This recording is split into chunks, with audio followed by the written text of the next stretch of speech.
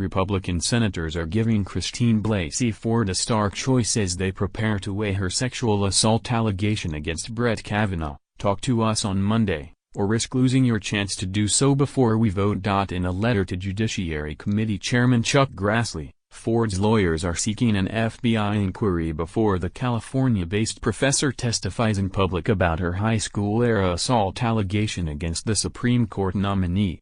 Republicans are indicating little interest in any such investigation. Instead, Grassley, Republican Iowa, said on Wednesday morning he will spend the rest of the week trying to persuade Ford to appear before his committee.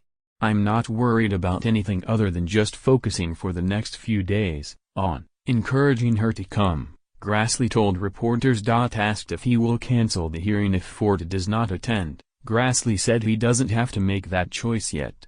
The Iowan is willing to fly out a committee aide to Ford's home base in California to talk to her if that's preferable, a GOP Judiciary staffer said. And another Judiciary Committee Republican told reporters he believes Ford might still come. "Some of my colleagues say she's not going to show. I'm a little more sanguine and think there's a possibility that she will show and will change her mind again," said Senator John Kennedy, R-Law. "I don't think we should cancel the hearing." Although the FBI conducted a days-long inquiry of Anita Hill's 1991 sexual harassment allegations against now Justice Clarence Thomas, a precedent that Ford's lawyers referred to in their letter, the FBI has said this week that it acted in accordance with existing guidelines by adding Ford's allegation to Kavanaugh's background file without further action. Republicans on the Judiciary Committee, who had announced a Monday public hearing before Ford agreed to appear in that setting, say her appearance is necessary in order for the committee to fully examine her claim that Kavanaugh tried to force himself on her when he was 17 and she was 15.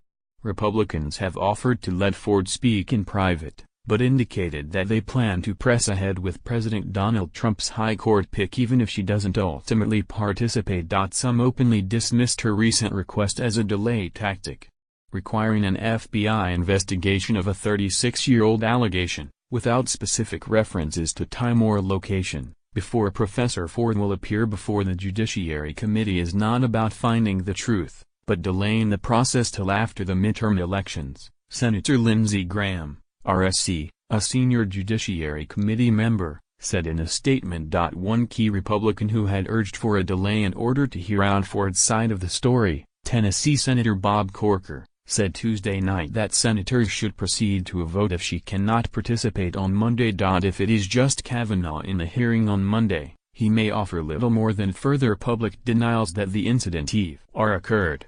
Kennedy said he asked Kavanaugh about the allegations on Tuesday and received an unequivocal denial.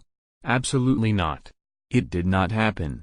And I am prepared to come before the committee again and answer any questions," Kavanaugh said, according to Kennedy.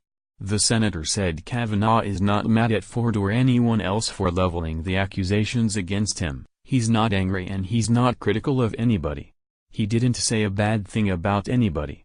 Republicans have indicated that they may decide to question Ford and her lawyers over any contacts they had with Democrats if the hearing slated for Monday ever occurs.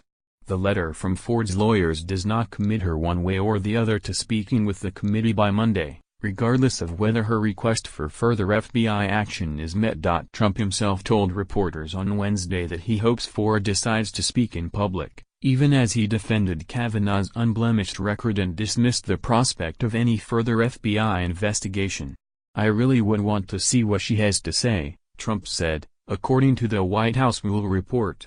"If she shows up and makes a credible showing, that'll be very interesting, and we'll have to make a decision, but very hard for me to imagine anything happened," he said. Senator Dianne Feinstein of California, the panel's top Democrat, responded, "President Trump, Dr. Blasey Ford did not want her story of sexual assault to be public.